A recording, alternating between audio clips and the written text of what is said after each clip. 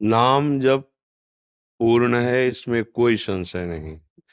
नाम जप से कल्याण की प्राप्ति, कामनाओं की पूर्ति, संकट निवृत्ति, जन्म मरण बंधन से मोक्ष सब प्राप्त हो जाता है। अब जो बात करें, ध्यान से सुनना। प्रियाजू के समीप सहचरी बनकर उनकी सेवा में रहना, अब बात अलग हो गई।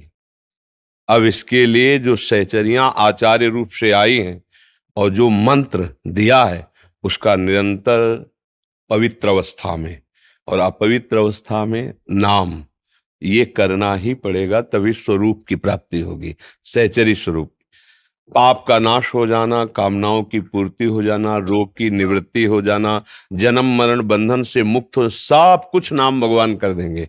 और नाम भगवान की कृपा से ही सदगुरु की प्राप्ति होना, और सदगुरु की कृपा से निज सेवा का स्वरूप प्राप्त करने का मंत्र मिलना, और मंत्र की कृपा से स्वरूप की प्राप्ति होना। कल्याण होना और स्वरूप की प्राप्ति होने, दोनों में अंतर है बच्चा, समझ रहे हो ना? हाँ, तो हर समय नाम जप करो, पर कुछ समय निकाल करके मंत्राकार वृत्ति करो, मंत्र में मन को लगाओ। अपनी बुद्धि के अनुसार परमार्थ में नहीं चला जाता, समझ रहे हो? अब जैसे हम किसी से कह दें आप आओ वृंदावन धाम वास करो, आपका सब काम बन जाएगा। अब इसके बाद कहेंगे क्या होगा तेरे वृंदावन वास मात्र से? यदि एक भी क्षण प्रिया प्रीतम के चिंतन से गया तो तेरा क्या होगा? तो कह दे आप कल कह रहे थे कि वृंदावन वास, तो वृंदावन आओ और सब काम हो जाएगा। इसके बीच की जो यात्रा है वो अब हम तुम्हें पढ़ाएंगे, अब हमें समझाएंगे, उसको लेके मत बैठ जाओ। आप शुरुआत किए, अब आगे का मार्ग प्रशस्त होगा। मंत्राकार वृत्ति से ही अपने वपु की प्राप्ति होती है, जैसे दास्य भाव, सख्य भाव, गोपी भाव, सहचरी भाव, ये गुरु प्रदत्त मंत्र से होती है, ध्यान रखना। भगवान की प्राप्ति हो जाना, भक्ति की प्राप्ति हो जाना, ये सब नाम करवा देगा। जैसे उद्धव जी महाराज हैं, भगवान के प्रिय भक्त हैं, भगवान की संपूर्ण महिमा के ज्ञाता हैं, पर प्रेम रस के ज्ञाता नहीं है।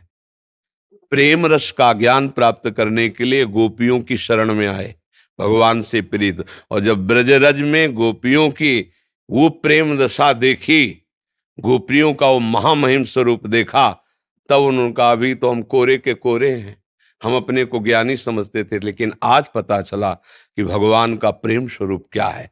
अब गोपी बनकर प्रभु से आया तो बात और अलग हो गई।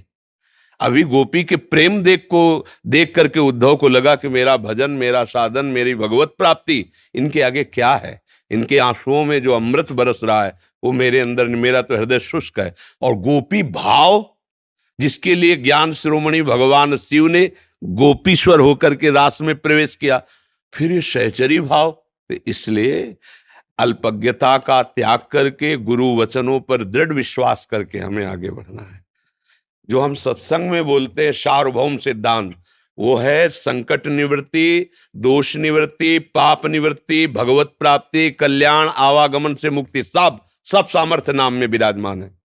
और नाम की ही कृपा से सदगुरु की प्राप्ति, सदगुरु की कृपा से मंत्र प्राप्ति, मंत्र की कृपा से स्वरूप भाव की प्राप्ति। समझ रहे ना? हाँ, इसलिए उसमें संशय नहीं करना चाहिए, गुरुजनों के वाक्यों के भाव को समझना चाहिए। समझ पा रहे हो? अब अपनी रुचि लगावे तो फिर डॉक्टर की दवा का महत्व क्या रह गया कि हमको तो टेबलेट पसंद नहीं, कोई पेय पदार्थ हो तो दे दो। हमको पेय पदार्थ पसंद नहीं, कोई एक इंजेक्शन भर लगा दो तुम्हारी रुचि से।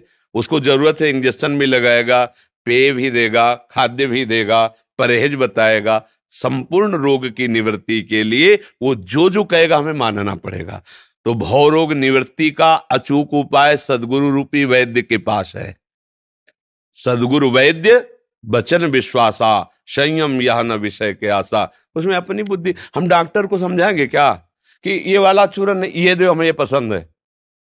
वो तो जो दे रहा है आंख मूंद के विश्वास करके हम उसके कथनानुसार चल देते हैं।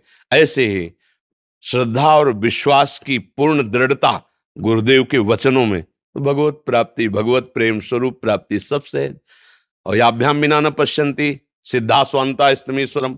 अगर श्रद्धा विश्वास नहीं तो हृदय में भगवान बैठे, कहाँ अनुभव कर पा रहे हो? श्रद्धावान लभते ज्ञानम तत्परा संयतेन्द्रिया ज्ञानम लब्ध्वा पराम शांति मचिरेणाधिगच्छति। श्रद्धावान ही ज्ञान को प्राप्त होता है, ज्ञानी ही जितेंद्रिय होता है, जितेंद्रिय ही आत्म तत्व का बोध प्राप्त करता है, बोधवान ही परम शांत होता है। सिद्धांत से चलोगे तो वस्तु प्राप्त हो जाएगी, और मनमानी में तो फिर मार्ग अलग है, उसमें विश्राम नहीं है। तो मनमानी ना करके यदि गुरुमानी चले तो मार्ग पुष्ट हो जाएगा। गुरुमानी कोई बिरला ही चलता है, मनमानी तो सब चलते हैं।